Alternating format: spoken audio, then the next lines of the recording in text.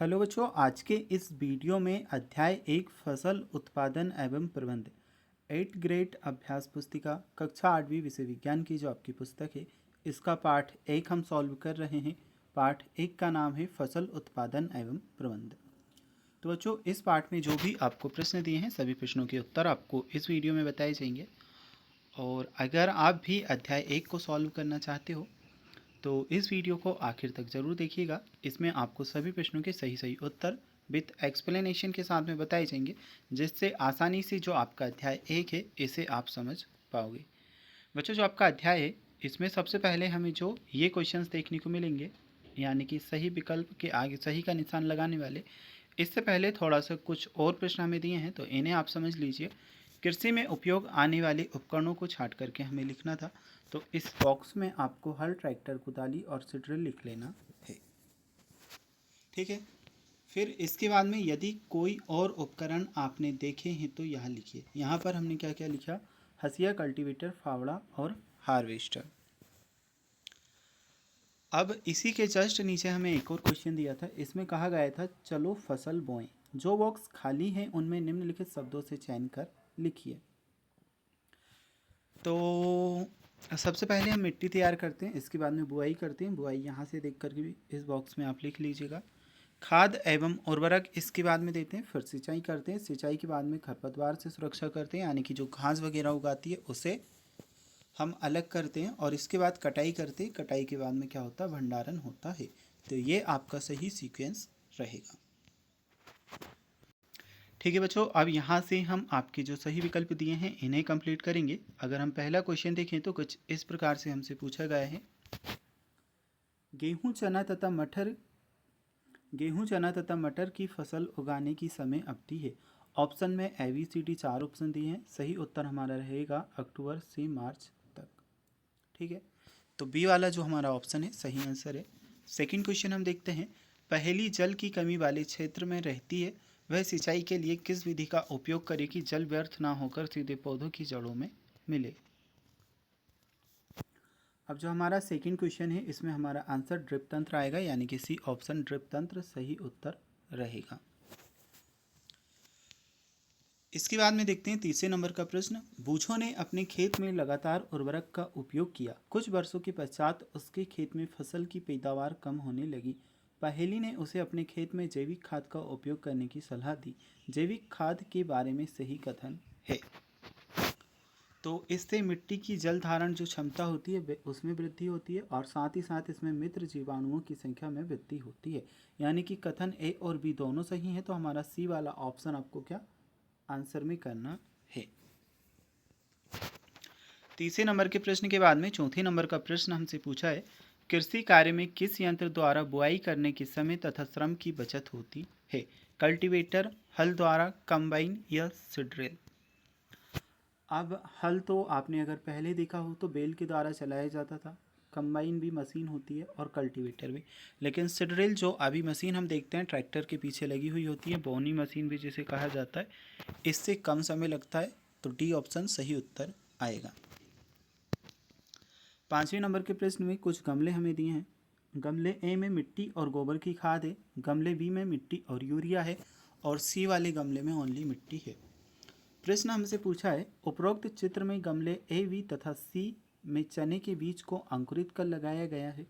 बताइए किस गमले में पौधों का चना अधिक स्वास्थ्यवर्धक होगा? अब देखिए, क्योंकि पहले में मिट्टी गोबर की खाद है, दूसरे में मिट्टी यूरिया है, और तीसरे में मिट्टी है, तो गमले ए में मिट्टी और गोबर की खाद है, इसलिए क्या इसमें जो पौधा है वह अच्छा होगा। ठीक है, तो ए वाला ऑप्शन हमारा क्या गमले ए में सही उत्तर आएगा। इसके बाद में हमारा सेकंड नंबर का क्वेश्चन जो प्रश्न क्रमांक 2 है, इसमें हमें दिया है दिए गए शब्दों में से चुनकर रिक्त स्थानों की पूर्ति कीजिए। जो शब्द हैं हमें यहाँ पर देखने को मिलेंगे। नीम की सूखी पत्तियाँ, छिड़काव तंत्र, मछली, खरपतवार नाशी और ह्यूमस। अब जो हमारा फर्स्ट क्वेश्चन है इसमें हमसे पूछा है बूझो द्वारा अपने असमतल खेत में सिंचाई के लिए छिड़काव तंत्र उपयोग किया जाता है। तो पहले वाले रिक्त स्थान में आंसर होगा छिड़काव तंत्र। सेकंड है पहेली समुद्र तटीय क्षेत्र में रहती है, उसके परिवार के सभी सदस्य मछली का मुख्य आहार के रूप में उपयोग करते हैं। तो सेकंड में हमारा मछली आएगा। नेक्स्ट है खाद से मिट्टी को ह्यूमस प्रचुर मात्रा में प्राप्त होता है। अब इसमें जो हमारा तीसरा क्वेश्चन है वह ह्यूमस आएगा। नेक्स्ट है हमारा 4th नंबर का क्वेश्चन। बूझों ने अपने खेत में गेहूं की फसल के साथ अन्य अवांछित पौधों को भी उगते हुए देखा। इन अवांछित पौधों को हटाने के लिए बूझो खरपतवार नाशी का प्रयोग करेगा। तो इसमें हमारा 4th नंबर का क्वेश्चन खरपतवार नाशी आएगा। 5वां हमारा प्रश्न है घरों में अनाज के भंडारण में नीम की सूखी पत्तियों का उपयोग किया जाता है। तो इस प्रश्न में हमारा नीम की सूखी पत्तियाँ आएगा। चलिए अब देखते हैं अति लघुत्तरीय टाइप के प्रश्न दिए हैं। इन प्रश्नों के उत्तर हमें छोटे छोटे देना है। भारत देश में फसलों की कटाई के समय कुछ विशेष पर्व मनाए जाते हैं, कोई 2 पर्वों के नाम लिखिए। तो देखिए फसलों की कटाई के समय कुछ विशेष पर्व मनाए जाते हैं जो निम्न है: पोंगल, वैशाखी, होली, दिवाली, बिहू आदि। ठीक है। नेक्स्ट हम देखते हैं 4th नंबर का प्रश्न। निम्नलिखित फसलों में से रबी तथा खरीफ की फसलों को छांटिए। अब कुछ फसलें हमें दी हैं: धान, चना, मक्का, सोयाबीन, मटर, मूंगफली। इसमें रबी की फसल होगी हमारी चना और मटर, और जो खरीफ की फसल होंगी वह होंगी हमारी कौन सी? धान, मक्का, सोयाबीन और मूंगफली। इसके बाद में नेक्स्ट क्वेश्चन नंबर 5 हमें दिया है बाजरे की फसल के लिए गर्म एवं आर्द्र मौसम की आवश्यकता होती है। यह किस प्रकार की फसल है व इसके उगाने के लिए उपयुक्त महीने कौन से हो सकते हैं? तो बाजरा खरीफ प्रकार की फसल है व इसको उगाने के लिए उपयुक्त महीने मई जून हो सकता है। अभी हमारा प्रश्न क्रमांक 6। निम्न बॉक्स को सही क्रम में इस प्रकार लगाइए कि गेहूं की फसल उगाने का रेखाचित्र तैयार हो जाए। तो सबसे पहले हम करते हैं मिट्टी तैयार, इसके बाद में बुआई, फिर खाद उर्वरक दोनों डालते हैं, सिंचाई करते हैं, खरपतवार से सुरक्षा करते हैं, कटाई करते हैं और गेहूं का भंडारण करते हैं। तो ये सही सीक्वेंस में हमने यहाँ पर जमाया है। 6 नंबर के प्रश्न के बाद में देखते हैं प्रश्न क्रमांक 7। इस प्रश्न में हमसे पूछा गया है एक किसान अपनी भरपूर व अच्छी फसल काटने के बाद उसे भंडारण से पूर्व सुखाना भूल गया, उसे किन समस्याओं का सामना करना पड़ सकता है? 7वें नंबर का जो हमारा प्रश्न है इसमें उत्तर होगा किसान अच्छी फसल काटने के बाद उसे भंडारण से पूर्व सुखाना भूल गया तो उसे फसल को पीड़कों एवं सूक्ष्म जीवों की समस्याओं का सामना करना पड़ सकता है। 7वें नंबर के प्रश्न के बाद में प्रश्न क्रमांक 8 हमें दिया है बूझो अपने खेत में बुआई के लिए पारंपरिक तरीके का प्रयोग करता है और पहेली अपने खेत में बुआई के लिए ट्रैक्टर द्वारा संचालित सीड ड्रिल उपयोग करती है। बताइए बुआई के लिए कौन सा तरीका उत्तम है और क्यों? 8वें नंबर का जो हमारा प्रश्न है इसमें सही उत्तर हमारा होगा खेत में बुआई के लिए ट्रैक्टर द्वारा संचालित सीड ड्रिल का तरीका उत्तम है क्योंकि इसके द्वारा बीजों में समान दूरी व गहराई बनी रहती है। इससे बीजों को पक्षियों द्वारा खाए जाने से रोका जा सकता है। तो सीड ड्रिल नाम सुनकर कंफ्यूज मत होइएगा, ये वही मशीन है जो खेतों में आपने चलती हुई देखी होगी ट्रैक्टर से जिससे बुआई करते हैं वह। तो यह है 8वें नंबर का जो प्रश्न है इसके लिए उत्तर।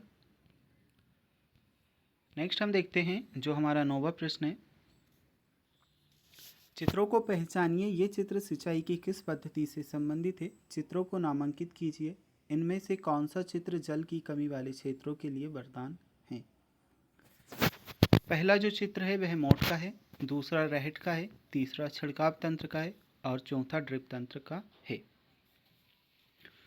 उत्तर में हम लिखेंगे इसमें से ड्रिप तंत्र का चित्र, बच्चों यहाँ पर थोड़ी सी ड्रिप तंत्र इसे लिखिएगा, ठीक है। और ये चित्र की जगह चित्र आपको लिखना है, मैं आपको बता देता हूँ दोनों लिख करके, ड्रिप तंत्र, ठीक है, और चित्र इस प्रकार से क्षेत्रों के लिए वरदान है क्योंकि इस विधि में जल बूंद बूंद करके सीधे पौधों की जड़ों में गिरता है। अगला हमारा प्रश्न है प्रश्न क्रमांक 10। कभी कभी खेत में फसल के साथ कुछ अन्य अवांछित पौधे भी उग जाते हैं, तो आप उन्हें कैसे हटाएंगे और क्यों हटाएंगे? 10वें नंबर का जो प्रश्न है इसके लिए सही उत्तर होगा खेत में फसल के साथ कुछ अन्य अवांछित पौधे भी उग जाते हैं, उन्हें निराई करके हटाएंगे क्योंकि अवांछित पौधे जल, पोषक जगह और प्रकाश से स्पर्धा कर फसल की वृद्धि पर प्रभाव डालते हैं। क्योंकि फसल के साथ साथ अगर घास वगैरह होगा तो वह जो फसल के लिए हम खाद वगैरह डालते हैं उसे अवशोषित कर लेता है, साथ ही फसलों को उगने की जगह नहीं देता और उसमें फल अच्छे नहीं लगते, इसलिए घास को हटाना ज़रूरी होता है। नेक्स्ट हमारा क्वेश्चन है क्वेश्चन नंबर 11। एक बर्तन में स्वस्थ और कमज़ोर बीज रखे हैं, हम इसमें से स्वस्थ और कमज़ोर बीजों को कैसे पृथक करेंगे। 11वें नंबर के प्रश्न का उत्तर होगा एक बर्तन में स्वस्थ और कमज़ोर बीज रखे हैं, हम इसमें से स्वस्थ और कमज़ोर बीजों को पृथक करने के लिए एक बर्तन में पानी लेंगे, उसके बाद उसमें बीज डालेंगे, स्वस्थ बीज नीचे बैठ जाएगा एवं कमज़ोर बीज ऊपर तैरने लगेगा। 11वें नंबर के प्रश्न के बाद में 12वें नंबर का प्रश्न है आपको खेती के लिए एक सूखा भूखंड दिया गया है, बीजों को बोने से पूर्व आप क्या क्या तैयारी करेंगे और क्यों। तो जो हमारा क्वेश्चन नंबर 12 है इसमें आंसर होगा बीजों को बोने से पूर्व हम सबसे पहले मिट्टी को पलटना तथा उसे पोला करेंगे, क्योंकि इसे उलटने पलटने और पोला करने से पोषक पदार्थ ऊपर आ जाते हैं और पौधे इन पोषक पदार्थों का उपयोग कर सकते हैं। अतः मिट्टी को उलटना पलटना एवं पोला करना फसल उगाने के लिए अत्यंत महत्वपूर्ण है। अब जो आपको प्रश्न दिए हैं ये हैं दीर्घोत्तरीय टाइप के प्रश्न। 13वें नंबर का जो प्रश्न है इसमें हमसे कहा है बूझो तथा पहेली अपने खेत में खड़ी फसलों को देखकर बातचीत कर रहे हैं। बूझो बोलता है पहेली तुम्हारे खेत में गेहूं की फसल बहुत अच्छी आई है, पौधे बहुत तेजी से वृद्धि कर रहे हैं। पहेली बोलती है हाँ मैंने फसलों को इस बार उर्वरक अत्यधिक मात्रा में डाला है, तुम बताओ। बूझो बोलता है हाँ मैं अपने खेत में गोबर की खाद तथा वर्मी कंपोस्ट का छिड़काव कर रहा हूँ। पहेली बोलती है उर्वरक में पादप पोषक तत्व जैसे कि नाइट्रोजन, फास्फोरस तथा पोटेशियम प्रचुरता में पाए जाते हैं, लेकिन उर्वरक से मिट्टी का गठन खराब हो जाता है। फिर पहेली बोलती है बूझो तुम्हारे द्वारा बनाई गई जैविक खाद से पौधों की वृद्धि धीमी अवश्य होगी, लेकिन तुम्हारे खेत की मिट्टी को हुमस अधिक प्राप्त होगी और तुम्हारी फसल अधिक गुणवत्ता वाली और स्वास्थ्य के लिए लाभकारी होगी। अब इसी में से हमसे प्रश्न पूछें, उपरोक्त बातचीत के आधार पर प्रश्नों के उत्तर दें। पहला हमारा प्रश्न है उर्वरक में कौन से पादप पोषक तत्व प्रचुरता में पाए जाते हैं। उत्तर होगा उर्वरक में नाइट्रोजन, फास्फोरस तथा पोटेशियम तत्व प्रचुरता में पाए जाते हैं। सेकंड हमारा क्वेश्चन है मिट्टी को ह्यूमस कौन प्रदान करता है। उत्तर होगा मिट्टी को ह्यूमस सूक्ष्मजीव प्रदान करते हैं। जैविक खाद से क्या लाभ है, इसका सही उत्तर होगा जैविक खाद से मिट्टी को ह्यूमस अधिक प्राप्त होते हैं एवं फसल में अधिक गुणवत्ता होती है जो स्वास्थ्य के लिए लाभदायक है। फोर्थ नंबर का हमारा क्वेश्चन होगा उर्वरक तथा खाद में फसलों तथा मिट्टी के लिए क्या अच्छा है और क्यों। तो उत्तर होगा हमारा उर्वरक तथा खाद में फसलों तथा मिट्टी के लिए खाद अच्छा है क्योंकि इससे फसल अधिक गुणवत्ता वाली प्राप्त होती है। 5वें नंबर का हमारा प्रश्न है उर्वरकों की कोई दो उदाहरण दीजिए। तो उर्वरकों के दो उदाहरण होंगे, पहला हमारा होगा यूरिया और दूसरा होगा पोटास। क्वेश्चन नंबर 14 को समझते हैं। अनुकूल जलवायु परिस्थितियां, उचित खाद व उर्वरकों के उपयोग के बाद भी किसान को फसल की अच्छी उपज प्राप्त नहीं हुई, इसके संभावित कारणों को लिखिए। तो संभावित कारण हो सकते हैं कि किसान द्वारा अच्छी गुणवत्ता वाले बीज नहीं बोए गए हों। ये बीज की जगह बीज लिख लीजिएगा, ठीक है, क्योंकि हो सकता हो उनके जो बीज हैं वही खराब हो तो फसल अच्छी नहीं हुई हो। किसान द्वारा खाद उर्वरकों का सही प्रकार से उपयोग नहीं किया गया हो, ये रीज़न भी हो सकता है। खरपतवार की मात्रा अधिक होने के कारण, यानी कि फसल में जो घास वगैरह है वह ज़्यादा हो। फसल रोगग्रस्त, सूखाग्रस्त एवं बाढ़ग्रस्त हो गई हो, यानी कि फसल में कीड़े वगैरह लग गए हों या फिर सूखा पड़ा हो या ज़्यादा पानी भर गया हो, ये सभी रीज़न हो सकते हैं। प्रश्न क्रमांक 15 हमारा है एक किसान द्वारा फसल बोने के लिए ऐसे खेत को चुना गया जहां कई वर्षों से किसी भी जीव जंतु व पेड़ पौधों की पूर्णतः अनुपस्थिति रही। खेती करने के लिए किसान द्वारा मिट्टी को जोता गया। मौसम भी अनुकूल था, परंतु फिर भी अपेक्षित परिणाम प्राप्त नहीं हुए। इसके संभावित कारण क्या क्या हो सकते हैं? तो 15वें नंबर के प्रश्न का उत्तर हमने किया, किसान द्वारा गुणवत्ता युक्त बीज, खाद एवं उर्वरक, उचित सिंचाई दवाई का प्रयोग नहीं किया गया होगा, इसलिए किसान को अपेक्षित परिणाम प्राप्त नहीं हुए। नेक्स्ट हम क्वेश्चन देखेंगे बा वाला, यदि आप उसकी जगह होते तो अपेक्षित परिणाम के लिए क्या प्रयास करते? यदि मैं उसकी जगह होता तो गुणवत्ता युक्त बीज का उपयोग करता एवं आवश्यकता अनुसार खाद एवं उर्वरक का प्रयोग करता, समय समय पर दवाई, सिंचाई, निराई एवं कटाई का कार्य पूर्ण करता। जो क्वेश्चन हमें दिए थे कंप्लीट कर चुके हैं। इसी में हमें प्रोजेक्ट नंबर 1 भी दिया है, तो इसे भी हम सॉल्व कर लेते हैं। तो प्रोजेक्ट 1 में हमें दिया है, मूंग अथवा चने के बीज लेकर उन्हें गीली रुई अथवा कपड़े में लपेट कर रखिए एवं होने वाले परिवर्तनों को तालिका में नोट कीजिए। तो 24 घंटे में जो बीज है अंकुरित होता है, 2 दिन में अंकुरण जो है वह थोड़ा सा बढ़ जाता है, 5 दिन में मूंग का छोटा पौधा बनना शुरू होता है और 10 दिन में मूंग का बड़ा पौधा बनना स्टार्ट हो जाता है। इसी में हमारा बा वाला प्रश्न है, बीजों के अंकुरण की विभिन्न अवस्थाओं को आपने जो अवलोकन किया उनको चित्र बना करके दर्शाइए। तो देखिए, सबसे पहले बीज छोटा था, यहाँ पर थोड़ा सा अंकुरण हुआ, अंकुरण बढ़ा, फिर थोड़ा सा अंकुरण बढ़ा, यहाँ पर कुछ पत्तियाँ आई और यहाँ पर और पत्तियाँ आ गई। ठीक है, तो ये चित्र इस प्रकार से कर लेना है। अब इसी में प्रोजेक्ट नंबर 2 हमें दिया है, इसे हम देखते हैं। किसी खेत, पौधशाला, नर्सरी अथवा बगीचे के भ्रमण कीजिए। निम्नलिखित जानकारी प्राप्त करके लिखना है। बीज चयन का महत्व, सिंचाई की विधियाँ, अधिक शीत, अधिक गर्मी व अधिक वर्षों का पौधों पर प्रभाव, अधिक वर्षा का पौधों पर प्रभाव, उपयोग में आने वाले उर्वरक एवं खाद और व्यावसायिक उपयोग। इसका हमारा आंसर होगा, बीज चयन का महत्व अच्छी फसल के लिए होता है। सिंचाई की विधियाँ, ड्रिप तंत्र, छिड़काव तंत्र, अधिक शीत, अधिक गर्मी व अधिक वर्षा का पौधा खराब होगा। यूरिया, पोटास, एनपीके उर्वरक एवं गोबर खाद का प्रयोग व्यावसायिक उपयोग के आय के प्रमुख स्रोत हैं।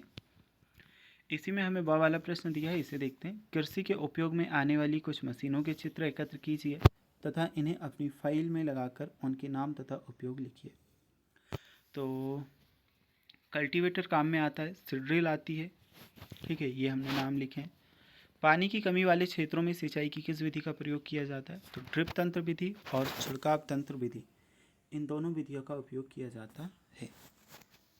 कुछ पौधों को खेत में रोपित करने से पूर्व पौधशाला, नर्सरी में क्यों उगाया जाता है? तो पौधों को खरपतवार से बचाने के लिए पौधशाला में उगाया जाता है। कीटों से भी सुरक्षा होती है नर्सरी में, साथ साथ में खरपतवार भी नहीं लगती, इसलिए उन्हें उगाया जाता है। फसल के साथ कुछ पौधे प्राकृतिक रूप से उग जाते हैं, ये पौधे फसल के लिए किस प्रकार हानिकारक होते हैं?